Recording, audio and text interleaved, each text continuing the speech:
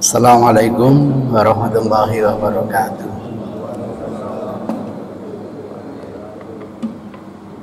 Innal hamdalillah nahmaduhu wa nasta'inuhu wa nastaghfiruh wa na'udzu billahi min shururi anfusina wa min sayyiati a'malina. May yahdihillahu fala mudhillalah wa may yudlil fala hadiyalah. Wa nusalli wa nusallim ala rasulil karim wa ala alihi wa sahabatihi wa man ihtada bihadihi ila yaumiddin, amma ba'du. Di dalam kitab Al-Wajiz yang cukup tebal itu, saya membaca ada judul yang menarik bahwa hukum tahiyatul masjid itu adalah wajib. Tentu kita penasaran, apa sih kira-kira yang dijadikan landasan atau dalil atau argumentasi kok hukum tahiyatul masjid menjadi apa? Wajib. Di buku itu saya temukan ada dua dalil yang diketengahkan. Yang pertama, hadis yang diriwayatkan oleh Abu Qatadah. An Abi Qatadah bin Rib'i Al-Ansari, dari golongan Ansor, qala, berkata, qala Nabiyyu, bersabda Rasulullah sallallahu alaihi wasallam, idza dakhala, apabila masuk, ahadukum, seorang di antara kalian, al-masjid, masjid apapun, walaupun ini tentu disampaikan di Masjid Nabawi, tapi berlaku untuk masjid apapun, fala yajlis, maka janganlah orang ini langsung duduk, hatta, sehingga yusalliya rak'atain, menjalani sholat 2 rakaat. 2 rakaat ini nanti di hadis yang lain dijelaskan oleh Rasul, namanya tahiyatul masjid. Nah, ini baru mantap karena penamaannya langsung dari Rasulullah Shallallahu Alaihi Wasallam. Biasanya penamaan sholat sunnah itu dari hasil ijtihad ulama, tapi untuk tahiyatul masjid nanti ditemukan penamaan itu datang langsung dari Rasulullah Sallallahu Alaihi Wasallam. Ungkapan fala yajlis menunjukkan kata kerja perintah, jangan kalian duduk sehingga kalian melaksanakan sholat tahiyatul masjid. Menurut kaidah usul fikih, asal perintah itu hukumnya wajib. Itu hadis yang pertama. Tahridnya di buku itu dijelaskan muttafaqun alaih. Fathul Bari jilid 3 halaman 48 nomor 1163. Kenapa ngambil Fathul Barinya? Kenapa kok enggak langsung Sahih Bukhari? Begitu. Fathul Bari itu kitab syarahnya. Akan lebih afdal ke buku aslinya. Sahih Bukhari nomor urut sekian, Sahih Muslim nomor urut sekian. Karena sekarang buku-buku hadis itu sudah diberi penomoran. Ada Tirmidzi, ada Ibnu Majah, dan ada Nasa'i. Sahih hadisnya. Kemudian hadis yang kedua yang saya baca itu hadis yang diriwayatkan Jabir. An Jabir bin Abdullah radhiyallahu anhu anna rajulan, cerita ada seseorang blank, kita tidak tahu siapa orang itu namanya. Ja'a yaumul jum'ah, datang ketika hari Jumat. Wan Nabi sallallahu alaihi wasallam yakhutubu, pada waktu itu Rasulullah sedang khutbah, yakni khutbah Jumat. Faqala, maka Rasulullah sallallahu alaihi wasallam bersabda, as-salaita ya fulan. Karena orang satu ini begitu masuk masjid Rasul khutbah langsung duduk. Dari mana itu tahu? Nah, nanti ada riwayat yang lebih lengkap. Ternyata muncul namanya Sulaik al-Ghatafan. Muncul namanya.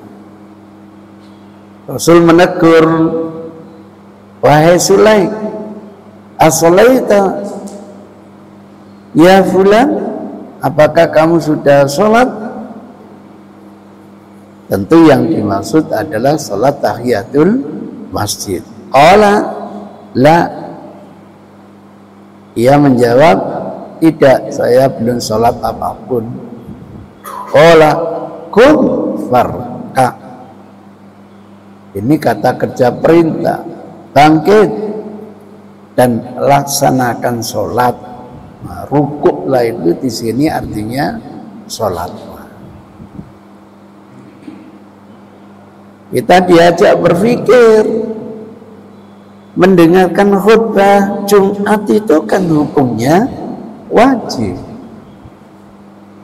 Ya tidak mungkin lah Rasul itu menyuruh meninggalkan mendengarkan khutbah yang hukumnya wajib menuju perintah sholat yang tidak wajib. Jadi cara istimbatnya itu seperti itu. Oh, mendengarkan khutbah aja hukumnya wajib, disuruh meninggalkan kewajiban ini untuk tentu sesuatu yang bukan wajib, pasti hukumnya juga apa? Wajib. Nah, itu hasil nalarnya seperti itu. Sudah asal perintah hukumnya wajib, kemudian ditambah lagi mendengarkan khutbah yang hukumnya wajib harus ditinggalkan untuk menjalani tentu juga kewajiban. Nah, kemudian hadis yang ketiga ini menolak pendapat yang mengatakan hukumnya sunnah gara-gara ada riwayat dari Tolha. Riwayat dari Tolha. Karena riwayat dari Tolha itu intinya ada seseorang bertanya kepada Rasul, kewajiban sholat sehari semalam itu ada berapa? Rasul menjawab, hanya ada 5. Apa ada kewajiban bagi saya selain yang 5 itu ya Rasul? Rasul menjawab, tidak ada, kecuali kalau kamu mau sholat apa? Sunnah. Ini yang sering dipakai, bahwa tahiyatul masjid karena tidak masuk yang 5 hukumnya apa? Sunnah. Maka di buku itu dijelaskan bahwa hadis seperti ini tidak bisa menafikan kewajiban tahiyatul masjid, karena dianggap hadis ini adalah untuk mu'alaf. Nah, gitu.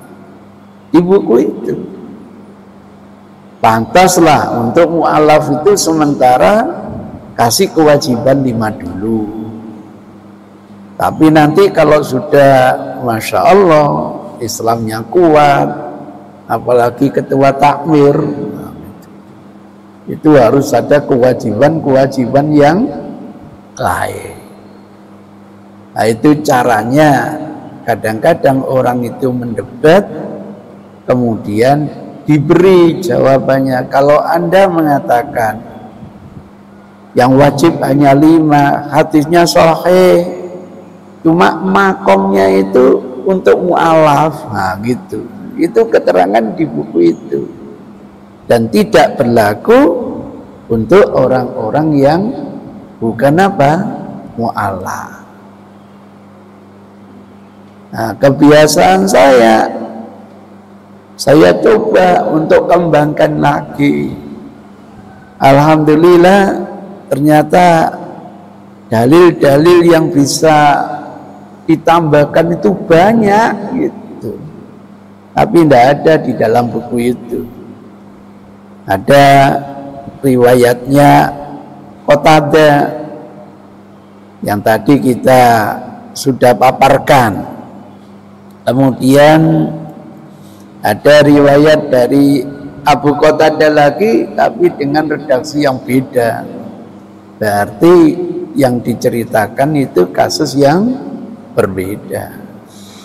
Rasul itu ternyata tidak mengungkapkan sekali, mengungkapkan beberapa kali, yang itu dengan redaksi yang berbeda. Ini teksnya. An Abi Qatadah radhiyallahu anhu qala Rasulullah sallallahu alaihi wasallam a'tu al-masajid haqqaha. A'tu, berikanlah al-masjid, masjid apapun, haqqaha, hak masjid itu. Apa haknya? Qabla an tajlisu, ya, tentu adalah sholat tahiyatul masjid sebelum Anda duduk. Ini kalau dianalisa lagi, namanya hak, pasti nanti konotasinya hukumnya apa? Wajib. Itu mempertajam analisa. Hadisnya dikeluarkan oleh Ibnu Khuzaimah nomor urut 1824, Ibnu Abi Syaibah dalam kitab Musannafnya nomor urut 221,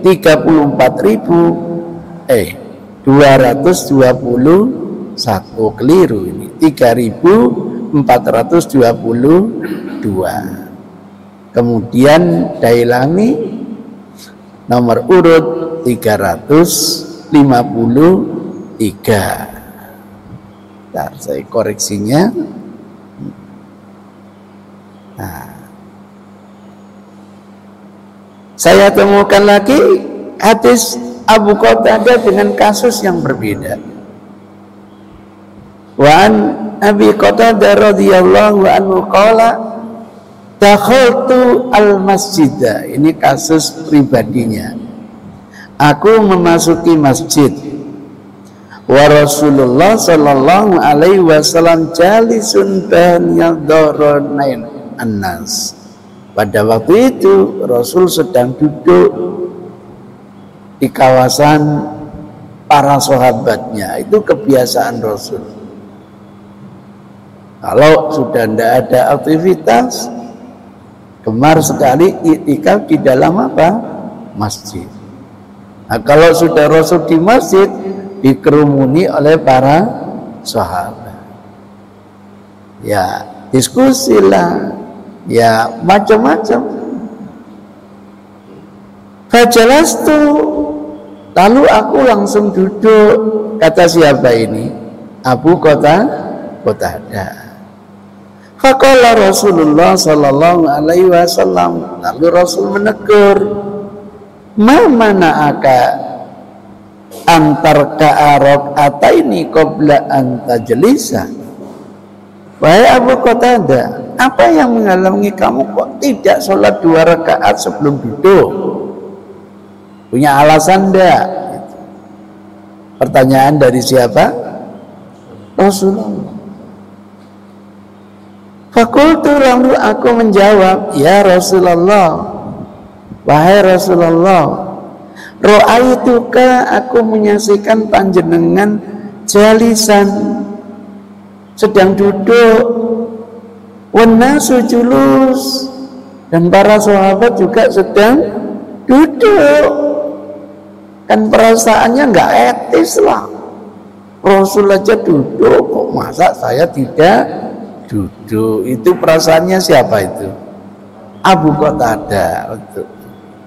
Qala, maka Rasul jauh, fa idza dakhala ahadukum al masjidah, kalau salah seorang di antara kalian memasuki masjid, fala yajlis, jangan langsung duduk, hatta yarka rakaataini, sehingga melaksanakan sholat sebanyak 2 rakaat.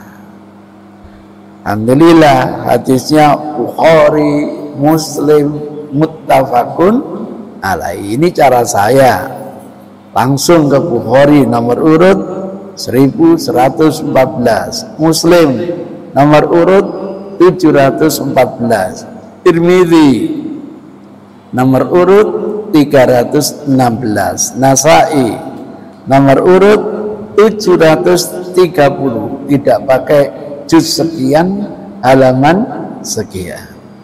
Ahmad nomor urut 22.654. Dari muttafaqun alaihi aja sudah hadisnya sahih. Bayangkan, kita punya pikiran kayaknya ndak etis kalau teman-teman duduk saya berdiri, kan gitu. Justru Rasulullah mengingatkan, kalau kalian itu masuk masjid jangan duduk sampai dia melaksanakan sholat berapa rakaat? 2 rakaat, yang nanti namanya tahiyatul masjid. Lagi-lagi ada hadis Jabir bin Abdullah yang menjelaskan hadis tadi itu. Datang seseorang tadi, riwayatnya Abu Qatadah. Jabir akhirnya merinci. Wa an Jabir bin Abdullah radhiyallahu anhu maqala jaa Sulaik al-Ghatafan. Nah, ini nama sahabat Sulaik dari suku Ghatafan. Radhiyallahu anhu yaumal jum'ah. Kasusnya datang ke masjid di hari apa? Jum'ah. Wa Rasulullah sallallahu alaihi wasallam qaidun. Waktu itu Rasul sudah duduk di mana? Alal mimbar. Oh, berarti Rasul sudah naik mimbar. Kalau naik mimbar sebelum duduk sudah mengucapkan apa? Salam. Kalau sudah mengucapkan salam baru dikumandangkan apa? Azan. Fako ada Sulaik, tiba-tiba Sulaik yang baru datang langsung duduk. Qabla ayyusoliyah, sebelum dia melaksanakan sholat. Sholat apa? Tahiyatul masjid. Faqala lahu Rasulullah, maka Rasul jauh kepada Sulaik al-Ghatafan ini, asalaita syai'an, kamu tadi sebelum duduk sudah sholat apa belum? Gitu. Ola, la,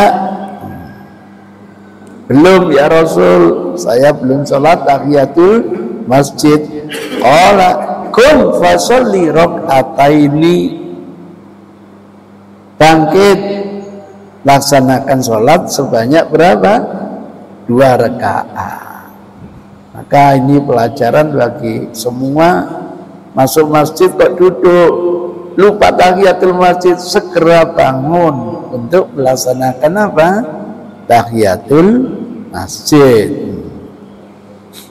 Wa tajawwaz fihima, ringan salatmu dalam 2 rakaat itu, cukup panjang-panjang.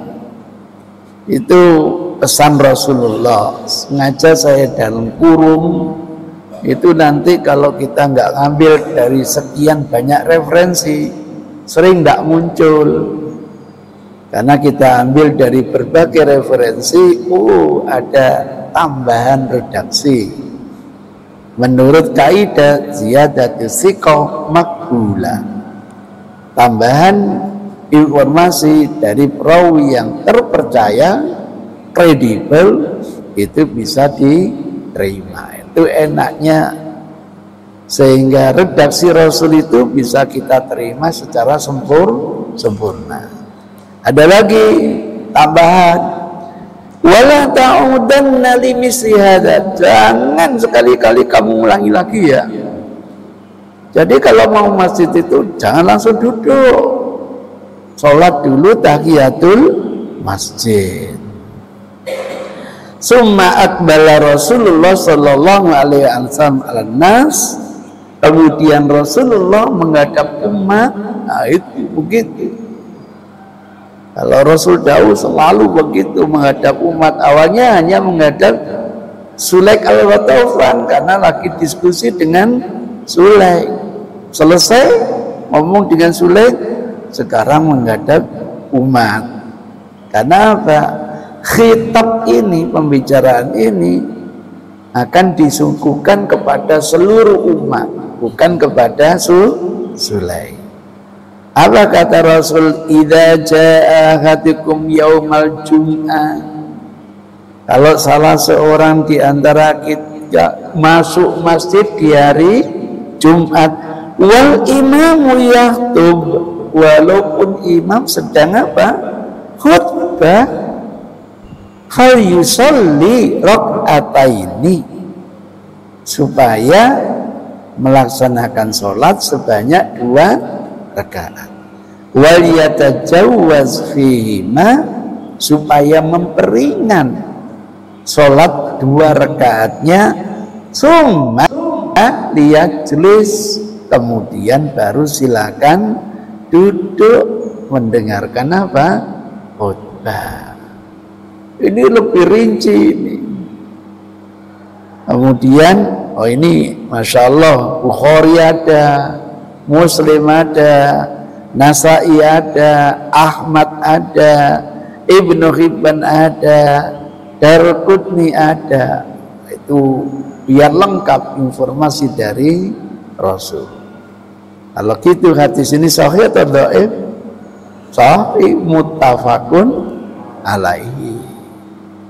Saya temukan lagi, itu kebiasaan saya, mencari siapa saja yang terlibat di dalam periwatan ini, biar ilmu kita ini mumpuni, tidak parsial. Jabir lagi, an Jabir bin Abdullah radhiyallahu anhu maqala, kunna inda Rasulillah, waktu itu kami bersama Rasul yauman, di suatu hari. Akhirnya Rasul bersabda, adakhalta masjidah, apakah kamu sudah masuk masjid? Qultu na'am, iya. As-shalaita fi, apakah kamu sudah sholat? Qultu la, belum. Maka Rasul dawuh, fadhhab farka rakaatani, yuk sana kamu sholat dulu 2 rakaat. Ini gara-gara dia masuk masjid tapi tidak melaksanakan tahiyatul masjid. Masya Allah, hadisnya dikeluarkan Bukhari, Muslim, Ibnu Uzaimah, laki-laki muttafaqun alaihi. Saya temukan lagi hadis Iyad bin Abdullah. Masya Allah, mohon nanti yang punya hafalan, Ustaz saya pernah baca riwayatnya ini, kita tambah lagi. Ini sebatas kemampuan saya coba. An Iyad bin Abdullah bin Abi Syarh qala dakhala Abu Sa'id Al-Khudri. Ya Allah, sebentar itu.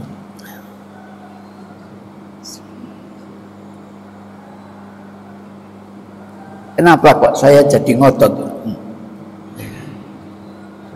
Kayak orang keras mic-nya, Pak. Ngotot saya, Pak. Dakhala Abu Sa'id Al-Khudri. Abu Sa'id Al-Khudri masuk masjid yaumal Jum'ah, di hari Jumat.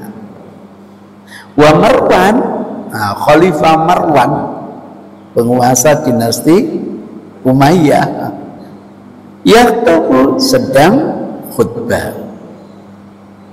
Faqama yusolli. Abu Sa'id ini akhirnya melaksanakan sholat, padahal Marwan sedang khutbah Jumat. Faja al-haros yujlisuhu, datang yang namanya pasukan khusus presiden ini untuk mendudukkan dia. Wong khalifah sedang khutbah, dia tidak mendengar, malah sholat. Mungkin tidak etis lah gitu. Tapi Abu Sa'id enggak, untuk membatalkan sholatnya, melanjutkan apa? Sholat, hatta sholat, sampai dia sholat. Padahal suruh duduk oleh asistennya ini, oleh pasukan khusus Kopassus ya. Tapi dia tetap melaksanakan sholat. Falamman sarafa atainahu, ketika usai kami mendatangi Abu Sa'id. Hebat ini, berani-beraninya di hadapan khalifah seperti itu. Fakulna, maka kami berucap, rahimakallah, semoga Allah merahmati kamu. Ini biasanya untuk menegur temannya yang keliru dalam pandangannya. Semoga Allah merahmati kamu, padahal keliru temannya gitu. Jadi dalam pandangan teman-temannya, karakter Abu Sa'id itu tidak benar gitu. Ingkatu tayaqa'u bika, hampir loh, mereka itu akan melukai kamu tadi itu menasihati kepada siapa? Abu Sa'id setelah selesai sholatnya. Faqala, maka Abu Sa'id mengatakan, ma kuntu li'atrukahuma, selamanya saya tidak akan meninggalkan 2 rakaat tahiyatul masjid. Ba'da syai'in ra'aituhu min Rasulillah sallallahu alaihi wasallam, setelah saya menyaksikan sendiri dari perintahnya Rasulullah sallallahu alaihi wasallam. Summa dzakara anna rajulan jaa yaumal jum'ah fi hayati badati Rasulullah sallallahu alaihi wasallam yaktubu yaumal jum'ah. Dia cerita dulu itu ada orang yang datang ketika Rasul sedang khutbah Jumat. Siapa namanya? Sulaik al-Wadawlah. Faqala lahu Rasulullah, maka Rasulullah walaupun sedang khutbah tetap mengatakan, asalaita, kamu sudah sholat wahai Sulaik? Qala la, katanya tidak. Qala sholli raka'ataini, padahal Rasul sedang apa? Khutbah. Maka saya tidak akan meninggalkan walaupun berhadapan dengan Khalifah Marwan. Masya Allah, itu sahabat kalau sudah yakin tuntunan sekecil apapun, namanya ihya'u sunnah, menghidupkan sunnah, padahal berhadapan dengan penguasa. Dikeluarkan Abi Dawud, Tirmidzi, Nasai, Ahmad. Kemudian ini yang terakhir, hadis yang diriwayatkan Abu Dzar Al-Ghifari. Wa Nabi Dzar radhiyallahu anhu qala dakhaltu al-masjidah, ini kasus pada pribadinya, aku pernah memasuki masjid. Faidan Rasulullah sallallahu alaihi wasallam jalisun wahdahu. Pada waktu itu Rasul duduk sendirian. Itu Rasul duduk sendirian. Faqala, lalu Rasulullah bersabda, ya Abu Dzar, menegur saya, wahai Abu Dzar, innalil masjidi tahiyyah, ketahuilah setiap masjid itu punya kehormatan. Tahiyat itu artinya apa? Kehormatan. Fa inna tahiyyatahu rak'atan, tahiyatnya masjid sebanyak 2 rakaat. Jadi penamaan tahiyatul masjid itu datang dari Rasulullah. Hakum farka'uma, bangkit, padahal sudah duduk ya Pak ya. Bangkit, silakan sholat 2 rakaat terlebih dahulu. Ini saya tambahkan dari berbagai referensi biar panjenengan itu betul-betul yakin bahwa asal perintah itu hukumnya apa? Wajib. Baru tahu ternyata tahiyatul masjid hukumnya bukan sunnah tetapi apa? Wajib. Maka setelah paparan ini ada yang angkat tangan, silakan. Mau komentar? Tanya? Enggak Ustaz, saya hanya ingin ngomong. Monggo. Kalau hukum tahiyatul masjid wajib Ustaz, saya ini marbot Ustaz, tiap hari masuk sampai 100 kali Ustaz. Nah 100 kali saya melanggar kewajiban, dosa saya banyak Ustaz. Gak sumbut sama pendapatan saya Ustaz. Maka izinkan mulai detik ini saya keluar sebagai marbot gitu. Apa dosa ini maka pendapatannya tidak sepiro gitu. Lebih baik kerja yang lain walaupun dapat sedikit tetapi tidak menanggung apa? Dosa. Kok bisa sampai berkali-kali ya Ustaz, kalau ada anak beli saya keluar, kalau nggak ada yang beli masuk lagi, nanti kalau ada yang beli keluar lagi. Jadi keluar masjid itu 1 hari sampai 100 kali. Dosa sekali berapa? Kali 100 berapa dosanya Pak? Karena melanggar apa? Kewajiban. Ada yang berkomentar?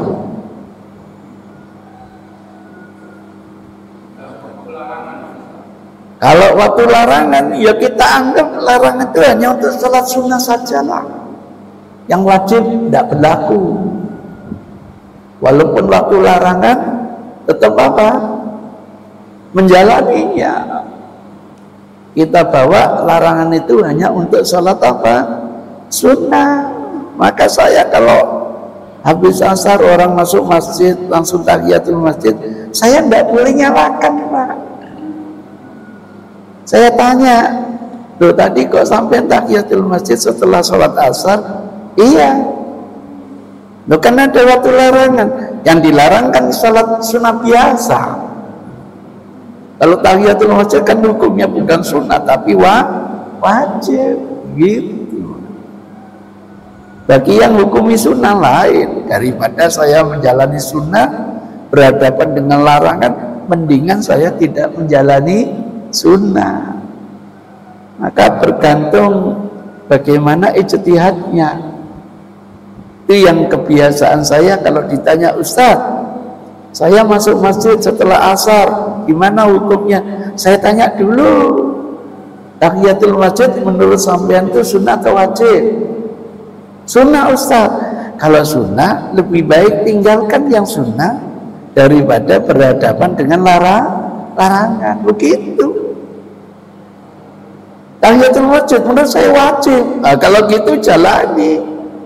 Berarti sunnah itu berlaku untuk larangan itu berlaku untuk sholat sunnah, begitu caranya. Nah, itu ceritanya. Jadi kesimpulannya wajib atau sunnah, Pak? Sunnah aja ya, Pak ya. Enak ya. Sudah dijelaskan sekian banyak hadis, masih sunnah saja. Mohon maaf Bapak Ibu, saya ini membaca fikih lintas mazhab. Ya, kalau ada hal-hal yang seperti ini, kok saya belum pernah ya membaca mazhabnya Daud Dhahiri, Ibnu Hazm, Imam Syafi'i, Imam Malik yang mewajibkan tahiyatul masjid, gitu loh. Ini bahayanya kita belajar hadis, sering istinbat hukumnya itu bermasalah. Memang kaidah asal perintah itu hukumnya wajib, itu kaidah yang ditawarkan oleh ulama. Tapi nanti ada yang bilang asal perintah belum tentu wajib, bro, kecuali kalau ada sanksi, ya gitu loh. Jadi ini bukan hadis asal perintah hukumnya wajib, itu bukan hadis, kaidah berpikir gitu. Itu ceritanya. Kalau hadis selesai. Nah, nanti ulama kecuali ada korina yang memalingkan wajib mungkin menjadi sunnah, memalingkan wajib menjadi mubah. Nah kebetulan tidak ditemukan korina menurut penjelasan dari penyusunnya. Karena tidak ditemukan korina, kembali ke hukum asal adalah hukum wajib. Ketika itu cara berpikirnya yang memalingkan, yang dianggap memalingkan tadi adalah hadisnya Tolha. Coba sekarang diperhatikan, ini hadisnya Tolha yang katanya hanya untuk mu'alaf. Saya datangkan utuh, panjang hadisnya, nggak boleh padahal sepotong, itu nggak boleh, bahaya. Itu nanti khawatir yu'minu, iman sebagian ayat, ingkar terhadap ayat yang lain, bahaya gitu. Cara seperti ini sering saya temukan, Pak. Ngambil dicomot sebagian, lupa terhadap sebagian yang lain. Sekarang saya baca, mudah-mudahan nanti bapak-bapak, ibu-ibu bisa memahami. An-Talha bin Ubaidillah, ini yang katanya mu'alaf. Ola ja'a rajulun, datang seseorang, min ahli Najd, dari penduduk Najd, ila Rasulillah, menghadap Rasul, sairur ra'si, ciri khasnya ini rambutnya gimbal kayak dongking gitu. Ya Allah, yusma'u dhawiya sautihi, suaranya berengeng. Iya, wala nafqahu ma yaqul, kami itu loh tidak paham apa yang ia katakan. Tidak pernah ketemu orang seperti itu. Oh, ada salah satu bahasa di Afrika itu kalau waduh, mau nih paham koncone. Itu ceritanya. Hatta dana, sehingga orang ini mendekat min Rasulillah Sallallahu Alaihi Wasallam, kepada Rasul. Dari sini saja, kira-kira ini mu'alaf atau bukan? Kira-kira jenenge kira-kira mu'alaf ya? Kalau saya enggak, Jibril yang datang. Tanda-tandanya itu seperti ketika kedatangannya di Mekah. Rambutnya jibrak, suaranya melengking. Kita tidak paham apa yang dia katakan. Inilah perlunya namanya taklid secara sempurna. Datang menghadap Rasul. Ketika periode Mekah ditanyakan rukun apa? Iman. Tanya rukun Islam. Tanya tentang ihsan. Tanya tentang apa? Datangnya kiamat. Itu periode Mekah. Nah, ini nanti datang periode Madinah. Kenapa? Perincian dari rukun Islam itu detailnya kayak apa gitu. Jadi ini orang pinter, Pak. Jangan dianggap mu'alaf ini. Pertanyaan yang pertama, faidah huwa yas'alu anil Islam. Tanya tentang Islam. Faqala Rasulullah sallallahu alaihi wasallam khamsu shalawatin fil yaumi wal laila. Islam itu adalah sholat 5 kali sehari semalam. Pertanyaannya, ini untuk orang mu'alaf atau untuk seluruh umat? Seluruh umat.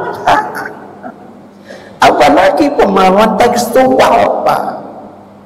Pemahaman tekstual itu tidak melihat yang tanya malaikat kek, mu'alaf kek, kiai kek, gus kek. Intinya semalam itu, sehari semalam kewajiban hanya ada 5. Saya heran, kenapa kali ini kok menggunakan konteks tua? Katanya memahami hadis harus teks tua. Ini namanya senjata makan tua. Jadi kalau mereka memahami kontekstual tidak apa-apa. Kalau kita memahami kontekstual, jil, aduh ya, repot jadinya. Wa idza huwa yasallu anil Islam, kemudian Rasul menjawab, sholat 5 kali sehari semalam.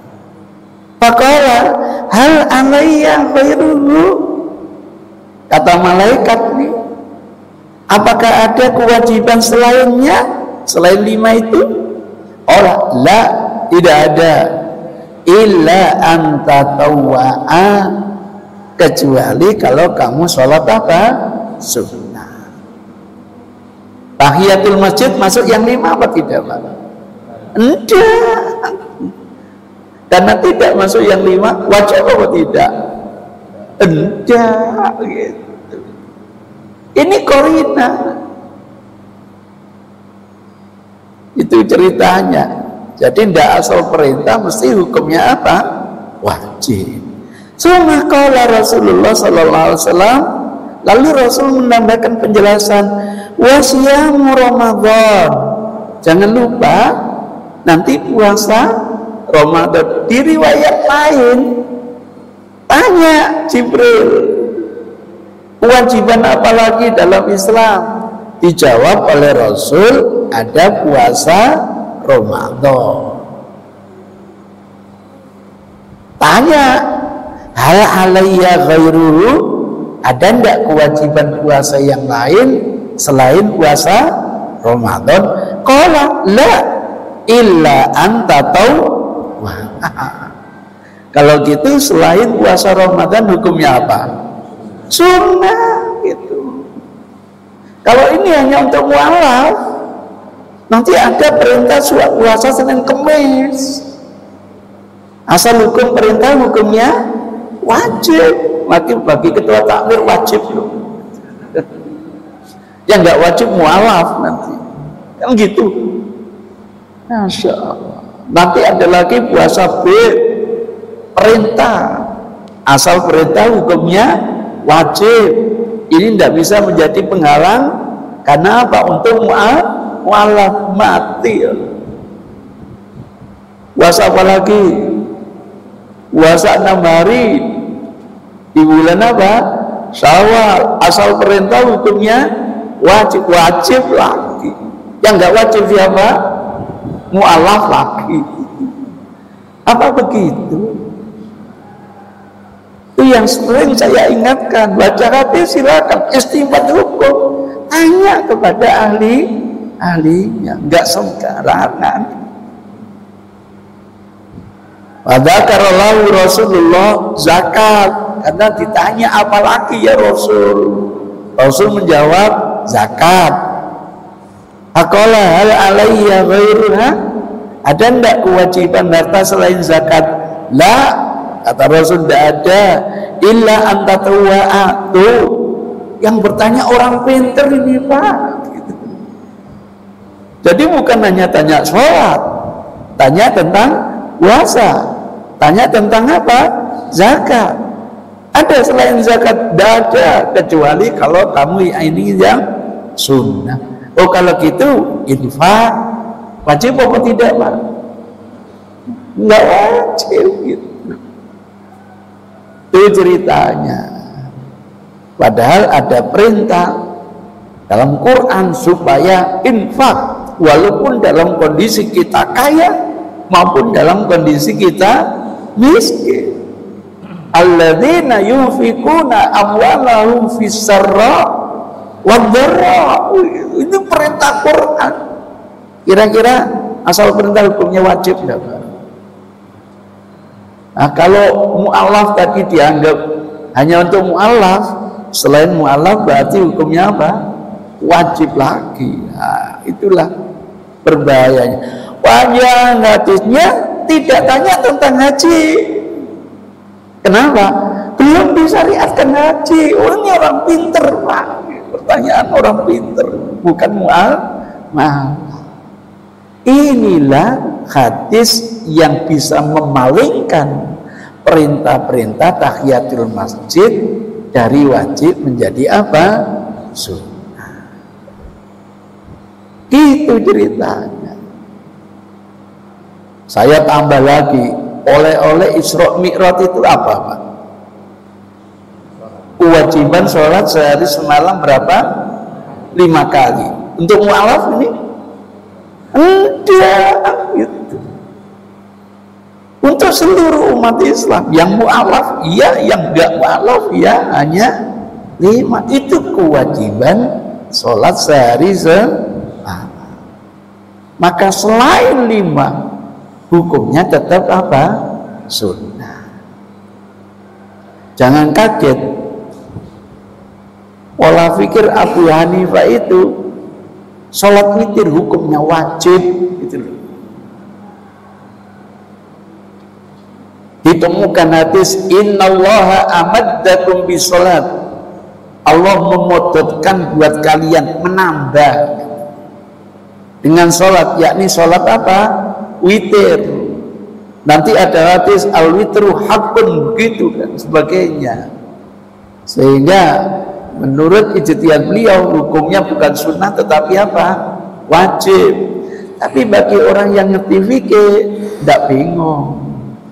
Karena Abu Hanifah itu punya istilah khusus. Ada istilah wajib, ada istilah fardu. Maka wajib versinya Abu Hanifah, sunnah muakkadah versinya jumhur. Tetap hukumnya apa? Sunnah. Gitu. Cuma sunnah yang mendekati kepada apa? Kewajiban. Itu memahami istilah khusus itu memang tidak gampang. Nah, dengan paparan seperti sampai saya tambah, Mu'ad bin Jabal dikirim oleh Rasul ke negeri Yaman untuk mengajari apa? Sholat sehari 5 kali. Apa ini hanya untuk mu'alaf? Enggak, untuk seluruh umat Islam. Nah, dengan paparan seperti ini setelah ditimbang-timbang, kira-kira endingnya itu, kira-kira kalau berani nyimpulkan, tahiyatul masjid hukumnya jadi wajib atau sunnah? Begitu caranya. Harus pandai membanding-bandingkan begitu, biar nanti tidak bingung. Lah kalau sampean hanya ngaji kepada guru sampean sendiri, ya wajib selesai. Tidak membandingkan dengan guru yang lain. Heran, kenapa didoktrin nggak boleh ngaji kepada guru yang lain? Padahal menurut Quran supaya dengar dari sana dan sini. Nasihatnya Ali, perhatikan apa yang dikatakan, jangan memperhatikan siapa yang mengatakan. Oh, dampaknya karena tidak mau ngaji ke tempat yang lain, tidak punya bandingan, seakan-akan yang dibaca itu adalah benar, kemudian nyalakan orang lain. Na'udzubillahi min dzalik. Benar kata Allah, jangan-jangan orang yang kita olok-olok justru lebih baik daripada yang mengolok. Maka bijak, ayo dengar sana, ayo dengar sini. Mudah-mudahan kalau tidak ada penyakit fanatik kepada golongannya, fanatik kepada gurunya, a priori kepada golongan lain. Gampang kok Allah memberikan ilham yang terbaik. Kertek kok ini ya yang lebih mantap. Bismillah. Bahagia kita yang punya karakteristik seperti itu, siap menerima segala informasi. Mungkin ada komentar, ada pertanyaan, silakan, monggo. Kalau ada yang bertanya, mempertajam, monggo silakan.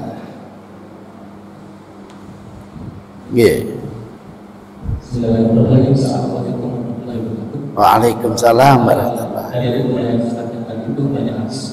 Sebenarnya ada hadis yang mengatakan bagaimana sebelum ketika berdoa itu menurut sahabat. Iya. Iya. Dan di sini apakah ketika berdoa itu boleh dengan dialog? Padahal tidak boleh berbicara dengan sahabat. Yang kedua, menekan dadanya dengan yang lebih praktis tentang waktu berdoa. Iya. Mungkin menurut pemahaman saya, bukan masalah ketika sholat waktu berada masalah sholat asar itu bukan masalah wajib atau sunnah yang menurut saya.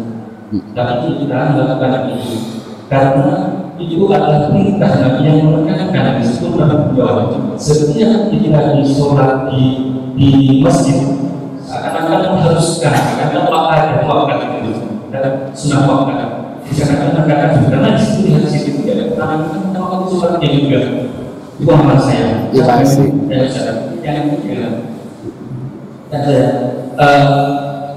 saya bertanya juga kalau misalnya masalah ketika berubah Jumat itu lebih mendahulukan sholat, lebih mendahulukan khutbah karena hukumnya wajib daripada sholat dalam tidur. Saya sepakat dengan itu. Jadi ketika misalkan ada adzan, maka kita sholat aja.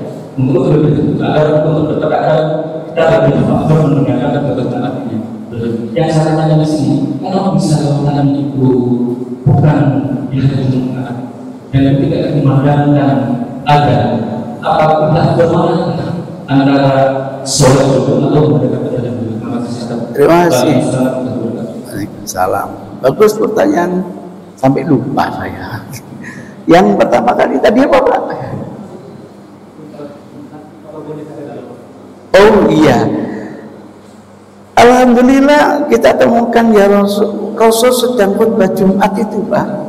Datang teman kita teriak-teriak, halaka ma'asi ya Rasulullah. Musnah binatang saya ya Rasul. Kenapa? Lama tidak turun hujan. Ini sedang khutbah Jumat Pak. Kemudian apa? Apa yang bisa saya lakukan?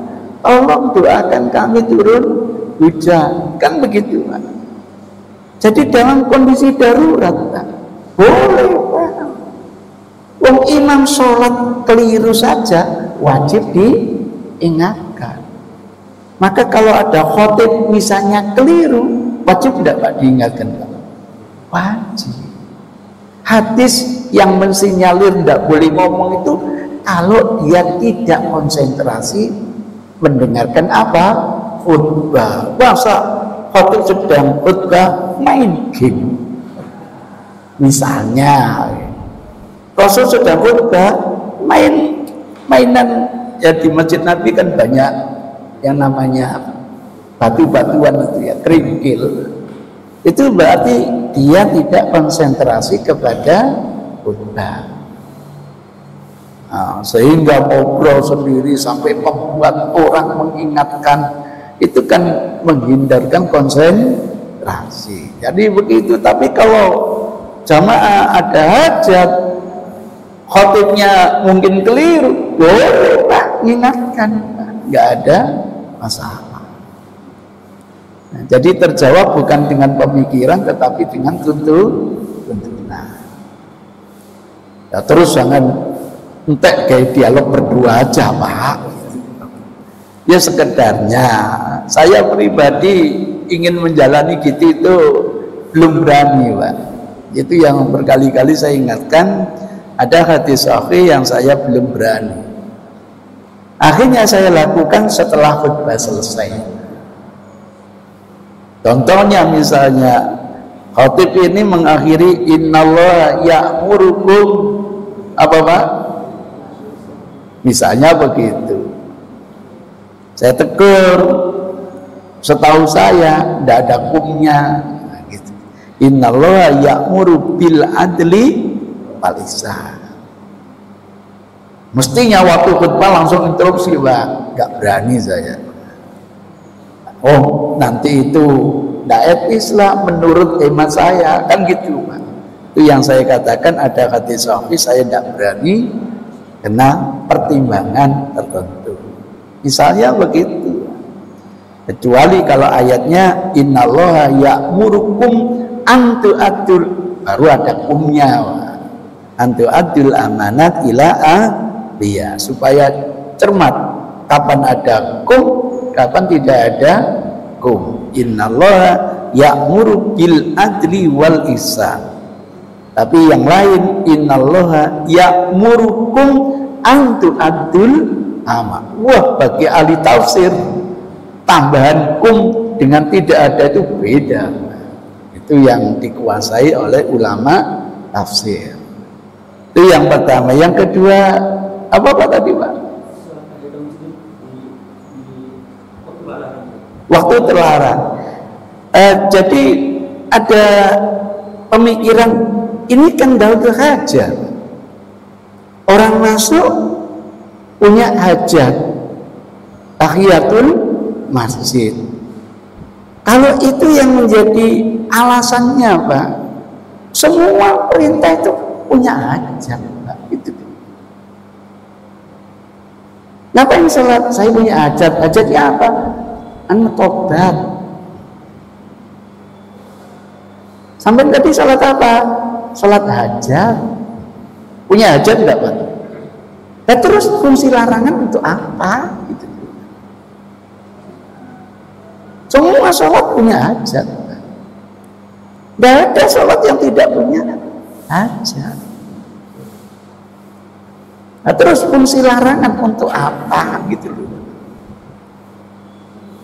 Kalau kewajiban ada tuntunannya. Habis asar itu tidak boleh ada sholat. Kok Rasulullah sholat? Oh ternyata mengkodok ba'diyah dulu. Nah, ba'diyah bagi Rasul hukumnya wajib. Begitu. Itu ceritanya begitu. Oh kalau gitu, kalau larangan ini untuk sunnah biasa, kalau wajib supaya dikerjakan. Makanya kalau Anda bilang wajib, kerjakan. Begitu. Kita anggap larangan itu untuk yang sunnah. Itu pertimbangannya begitu. Jadi kalau alasannya karena ada hajat Ustaz, tidak ada sholat yang tidak punya hajat. Terus fungsi larangan di mana gitu? Bisa dipahami ya Pak ya? Bisa. Yang terakhir tadi apa Pak? Oh, ada azan dikumandangkan. Kira-kira azan dikumandangkan, saya ini tahiyatul masjid atau bagaimana? Kalau hemat saya, Pak, dengarkan dulu azan. Anda dapat pahala menjawab suara azan, dapat pahala. Apalagi berdoa setelah azan. Waduh, bisa dapat syafaat loh. Bisa dapat apa? Syafaat. Berapa sih lama? Paling 5 menit Pak azan, Pak, nggak sampai mungkin ya Pak ya. Nah, setelah itu kita laksanakan tahiyatul masjid, dapat 2 pahala. Nah, daripada dan adona aku tak tahiyatul masjid, dapat 1. Eman toh. Iya. Iya, kalau azannya sampai 2 jam gitu. Misalnya begitu Pak, pola pikirnya. Kan lebih menjawab suara azan itu hukumnya wajib loh Pak, gitu. Lah, sholat tahiyatul masjid hukumnya sunnah. Kan mendingan mendahulukan yang wajib. Misalnya begitu. Jadi saya menyarankan kalau misalnya azan dikumandangkan, akan lebih baik jawab suara azan dulu. Berdoalah setelah azan. Doa setelah azan ada janji dari Rasul akan mendapatkan syafaat dari Rasul. Hebat Pak itu. Nah, setelah itu silakan tahiyatul masjid. Lebih enak Pak. Nah, kalau enggak saya langsung sholat, ya urusan sampean. Cuma kita hanya dapat tahiyatul masjid. Kira-kira begitu Pak. Kira-kira.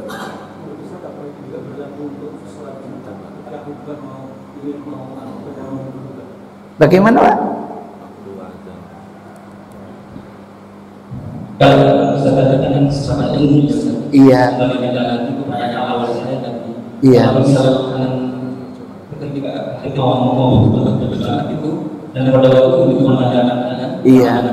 Kadang-kadang itu yang menjadi dahulukan azan dulu atau sholat tahiyatul masjid untuk lebih cepat mendengarkan bacaan Quran. Iya. Itu kalau kan ada wawasan bisa semua ya, Jadi hadisnya begini Pak, Rasul sedang khutbah, ada orang duduk belum tahiyatul masjid, tetap disuruh tahiyatul masjid dengan catatan supaya diringkas, dipersingkat. Oh, habis itu bisa mendengarkan khutbah. Kesimpulan saya gitu Pak, bukan meninggalkan kewajiban, itu pemikiran Pak. Tidaklah Rasul menyuruh meninggalkan kewajiban, itu pemikiran Pak. Kecuali untuk yang wajib, keliru menurut saya. Tentu menurut lebih wajib Pak. Nggak mungkin kewajiban ditinggal untuk sama wajib, nggak mungkin. Pasti untuk yang lebih wajib.